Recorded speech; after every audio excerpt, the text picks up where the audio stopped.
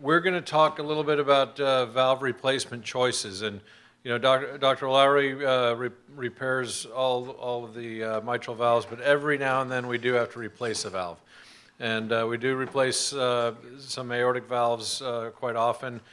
We do end up replacing mitral valves from time to time, and a lot of times it's the right thing to do. So when we do get to the point where you have to replace a valve, we're going to talk about valve replacement choices, and there are several choices. So, the old days of the Hufnagel valve, these were the earliest valves, and this was placed in the descending position for aortic insufficiency, and these valves from the 1950s on to the Starr-Edwards valves in the 1960s, and then there were various iterations of valves that had design changes, and every time there was a little design change, we would find that maybe we learned a little something.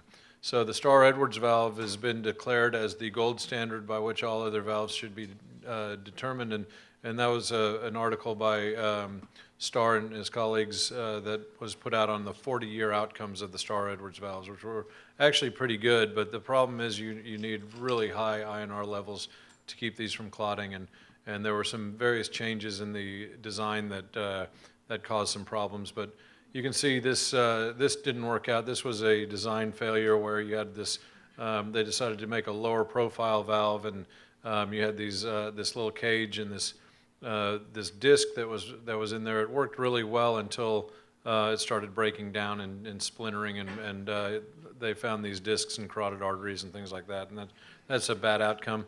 And they had some problems with changing the makeup of these silastic balls that were in the ball cage valve, and some of them expanded a little bit inside the body, and then they would plug in the sewing ring, and that was a big problem because you'd get sudden occlusion of your aortic valve.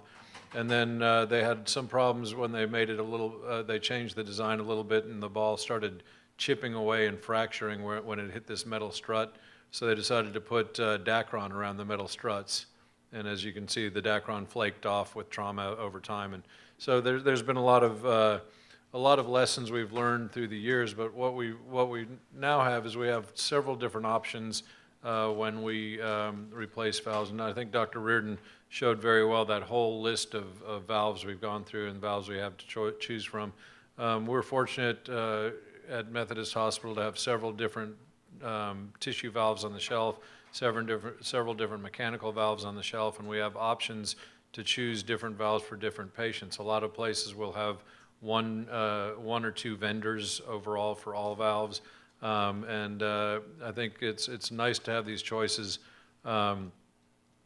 Always, we talked about native valve repairs. It's the goal to keep as much native tissue and put in as little artificial material as you have to, but a lot of times the prosthetic valves, especially in the aortic position, are necessary. So prosthetic or mechanical valves, including the bi-leaflet valves, which are now I think the new standard.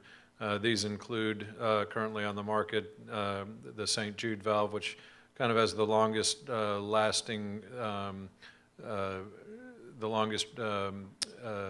ongoing experience, but we also now have on-Q valves, Onyx valves, which have the Onyx valve has a different hemodynamic profile, and you might be allowed to run the INRs a little bit lower. You cannot tell patients that they don't have to take Coumadin if they have the Onyx valve. That has not been proven in any study yet. We still have the ball cage valves, and then you can look at bioprosthetic or tissue valves. There's stented pericardial and porcine valve and stentless valves, homograft valves. Homograft valves do not have an anti-calcification treatment, and despite early thoughts that because it was human tissue it wouldn't degenerate, we do see these valves calcify and degenerate, and so the long-term freedom from reoperation rates are not much better, and sometimes, in some cases, a little bit worse than other tissue valves. The pulmonary autograft or the Ross procedure, I was not named after the Ross procedure, and it was not named after me, but the Ross procedure is a useful operation for young patients who are still growing, but the outcomes changing a one-valve system into a two-valve disease is concerning, and you're also putting a homograft in the pulmonary artery, the pulmonary valve position. So we see sometimes the autograft will dilate in the aortic position, and the pulmonary homograft will calcify over time. So that's something to keep in mind. Transcatheter aortic valve replacements, we're going to have a whole talk on that tomorrow. And then mitral valve, there's really two major options for an open mitral valve replacement, and that's prosthetic or bioprosthetic valves with stented tissue valves. And then transcatheter mitral valve replacements, we'll talk about that a little more tomorrow. So the mechanical valves, we talked about the bileaflet valves are really the ones that are most often used now, and you see the St. Jude valve and the Onyx valve here, Carbomedics valve, and then there are other iterations where a St. Jude Regent valve that has a smaller annulus, it has a larger orifice to annulus ratio, so you get a larger opening area for the same sewing ring. And then there are various composite grafts that we have. If you need to use a composite graft and you want a tissue valve, it's very simple to sew a graft directly into the sewing ring of a tissue valve and then sew it into the annulus, so you can create your own tissue valve composite. You can see the difference in valve hemodynamics. There's a lot of obstruction to flow, a lot of turbulence with the ball cage valve. The tilting disc valve had a lot of turbulence, and the bileaflet valves have much better laminar flow, much better hemodynamics, and certain iterations of the pivot may decrease the amount of clotting that occurs with these valves. But you can see each of the mechanical valves also has inherent aortic insufficiency or inherent insufficiency, which serves as a washing jet to keep clots from forming with stagnant areas near the pivots. But the Achilles heel of the mechanical valve is Coumadin. It is rat poison, as you know, and some patients just don't do very well with Coumadin. Some patients live their whole, most of their life on Coumadin with a mechanical valve and do fine. But if you don't take your Coumadin, or if your INR levels are low, you do run the risk of thromboembolic events, and the difference between a valve degenerating and a valve thrombosing is the thrombosis happens suddenly, acutely, and it can be really, really bad. So you can see that sometimes the valve can be thrombosed, sometimes you can form thrombus on the valve that can embolize. And so you need to keep your INRs in a good level. And the tissue valves were developed in the 70s to try to combat this, and they thought they came up with the ideal valve because now you have a valve you can implant that doesn't require Coumadin long term. Tissue valves can still thrombose, and we're learning more and more now with 4D CTs and things like that some of these early valve degenerations could possibly be thrombosis, and we've had anecdotal experience with anticoagulating patients with a tissue valve that looked like the leaflets stiffened up all of a sudden. And you anticoagulate them and the leaflets get better. So if you have to consider that the tissue valves can thrombose. Early on, we used to give every AVR Coumadin for 1 month post-op, and every MVR got Coumadin for 3 months post-op. That kind of changed, and over the last decade or so, a lot of people have been going away from that because of complications of anticoagulation right after surgery. Nowadays, with the new information we're getting about microthrombi on valves and things like that, there are a lot of places that are going back to anticoagulating patients early after tissue valves. But you can see here the difference between this is a porcine valve here, pericardial valve here. This is the newer generation Avalist valve that actually has lower gradients, better hemodynamic profile. And some of these valves are some of these valves are being developed now to be a little bit easier to place a TAVR valve and valve later on. These are the sutureless valves, the Intuity and the Percival. The Percival also has a much lower gradient profile. The externally wrapped stented tissue valves, these have much lower gradients when you implant, but you have to be careful because the valve-in-valve can be a little bit tricky with these because the valve is not, the valve leaflets may push out into the coronaries. And you can see the hemodynamic difference between a pericardial valve here, a porcine valve here, the hemodynamics are pretty similar if you take into account the obstruction of the stents, and so the stentless valves have a little better hemodynamic characteristics.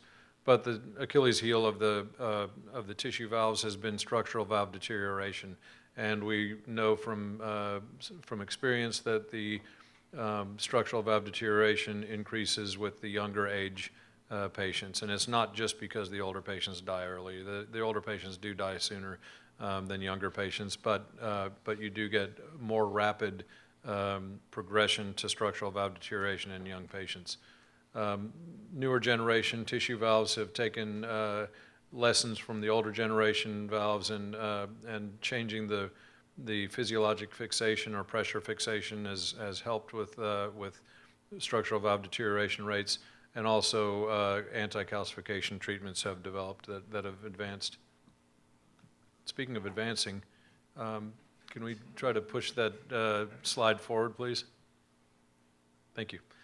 So over the years, this trend has even gotten more dramatic. We've seen that over the years, the relative rate of mechanical valve versus tissue valve has really gone in the favor of the tissue valve. And you can see here, over just a period of about 6 years, you went from almost 60% mechanical to almost 60% tissue valves. And these numbers have continued to diverge over time through the STS database. We're able to keep track of that and trend these numbers. If you look at the number of mechanical valves implanted here, the number of tissue valves implanted here in the aortic valve position, you can see a national trend still with the line still diverging over time. And so there's many reasons for that. One of the reasons is that we're starting to trust the tissue valves for durability. More data is coming out, and we're seeing that the tissue valves may have longer durability even in some younger patients. But also the patient population is getting older. But we also have recognized that long-term mechanical valves, you can see more complications as the yearly risk of thromboembolic and bleeding complications can add up over a long period of time. The opportunity to possibly do valve-in-valve has, I think, changed a lot of minds in the cardiology and in the patient population. But these trends were already heading toward tissue valves long before the TAVR valve-in-valve option came available. And you have to be very careful not to just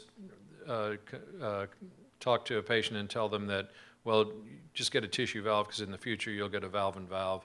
That may not be possible, and you have, like Dr. Reardon told you, you need to choose your valves and your sizes very wisely, thinking about the possibility of needing a valve-in-valve later. Well, we know from early studies that survival, whether you had a tissue or mechanical valve, a lot of studies showed that there was no difference in survival, but the profile of complications was different. And so in this study, there was no real difference in stroke rates, whether you had, or any complications, whether you had an AVR or an MVR. And this was in the VA study. This is in patients who are 50 to 69 years old. In the VA study using Bjork-Shiley valves as the mechanical valve. You can see here the risk of the possibility of bleeding was higher in the mechanical valves, whereas the possibility of structural valve deterioration needing reoperation was higher in the tissue valves, and that's carried out through all of the studies. But early on, people started talking about tissue valves maybe having a lower survival rate overall. In this study at the Mayo Clinic, they looked at tissue valves versus mechanical valves and compared it. This was a non-propensity matched, it was a non-randomized trial. And you can see here that tissue valves had a lower survival rate, but you can also see that tissue valves had a lower early mortality rate. There's no reason that a tissue valve should cause a patient to die in the first month of after surgery, other than the fact that these patients were probably sicker and there was some bias involved in the study. So those older, sicker patients who got tissue valves, you can see the survival curves diverged quickly. Can we move to the next slide, please? Thank you. This more recent study that was a retrospective analysis but was propensity matched from the New York State Registry. Again, these are patients aged 50 to 69 years old, and you can see there was no difference in 15 years in the survival rate. And I'm going to kind of go through this because the results are very similar to the VA study done in the 70s. But you can see stroke risk, no difference between tissue and mechanical valves.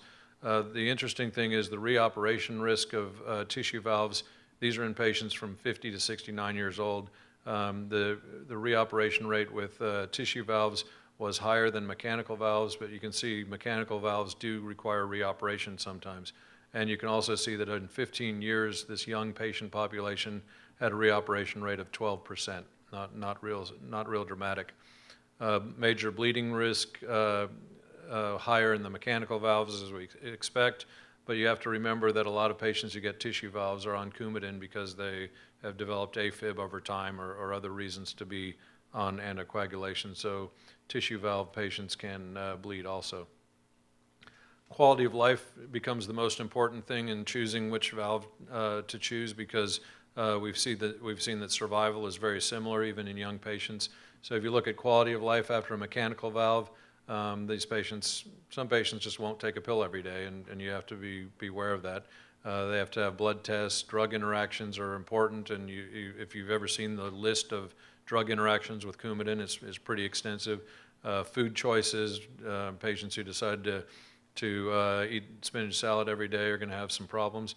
And activity precautions is important for some patients. Also, if you have to have emergent surgery, trauma, elective surgery, you have to reverse the Coumadin. Patients hate taking Lovenox. And then travel, access to pharmacy, access to your doctors. Some patients complain about the ticking. They want to stop that damn ticking, and I always tell them, no, keep the ticking going, please. But they worry about the sudden occlusion possibility, major bleeding, thromboembolism, strokes, things like that. So there are a lot of things you take into account. How long do you expect the patient to live? Is it going to be 10 or 15 years? Are they going to be on Coumadin for 20 or 30 years? And the cumulative risk over time. And this study I thought was very eye-opening when I saw these are patients who had a mechanical AVR, and the area under the curve is the percentage of patients still alive that are free of major complications. So if you look out here, if you take out the valve-related deaths, which were about 21%, re-op for endocarditis, less than 1% per patient year, but these lines splay out a little bit. Thromboembolism, bleeding, now you're down to about 42% of the patients are still alive, free of complication at 15 years. Then you take out everybody who died from other natural causes, house fire, car wreck, anything like that. Now at 15 years, you have 23% of patients who are free of major complications or death, and those are the patients that have benefited from the mechanical valve that don't require a reoperation because they got a tissue valve. So you have to take into account the cumulative effect of Coumadin in these long-term outcomes. After a tissue valve, these patients are usually kept on aspirin. You have to remember there's a risk of reoperation anywhere from 12 to 30% over 15 years. And will the patients outlive the risk of a reoperation? But the reoperation mortality risk of anywhere to 3 to 8%, depending on the age of the patient when they come back for reoperation. That's compared to a mechanical valve where the bleeding, if you have major bleeding with a mechanical valve, the mortality is about 7.5%. If you have a stroke, the mortality is about 8.5%, and of course, sudden acute valve thrombosis has a very high mortality risk. So the actual risk of explant for structural valve deterioration over time is pretty much less than 10% over the lifetime of the patient. And Dr. Reardon talked about size does matter and patient prosthesis mismatch. We do know that high AV gradients, aortic valve gradients, are related to structural valve deterioration rates.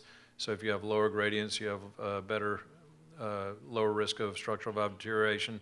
Dr. Reardon gave a lot of my talk, so we talked about a lot of these things in the Ross procedure, and TAVRs you're going to hear about tomorrow, but just to know that that's an option.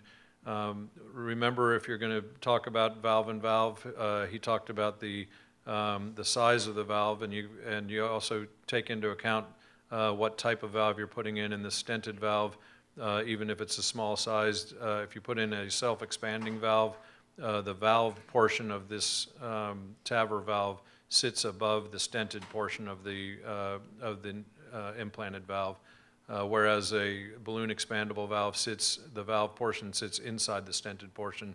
So you can sometimes get better gradients with a self-expanding valve than you do with a balloon expandable valve. Remember, when you use these externally wrapped valves, you can see the configuration here where there's no strut now. There's no struts that are protecting the coronaries from occlusion, and sometimes you see these valves will obstruct the sinotubular junction and the sinuses of Valsalva. So Dr. Reardon also mentioned what it basically comes down to when you're comparing mechanical to tissue valve is anticoagulation versus the risk of structural valve deterioration. But you have to take into account the patient's age, the etiology of the valve, other medical conditions. Do they have contraindications to Coumadin?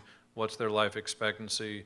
End-stage renal is a very difficult one because patients are getting stuck every day and they've got to go home on the bus with a dressing over a big hole, and if they're anticoagulated and they're pouring blood around the bus, it's not a good option.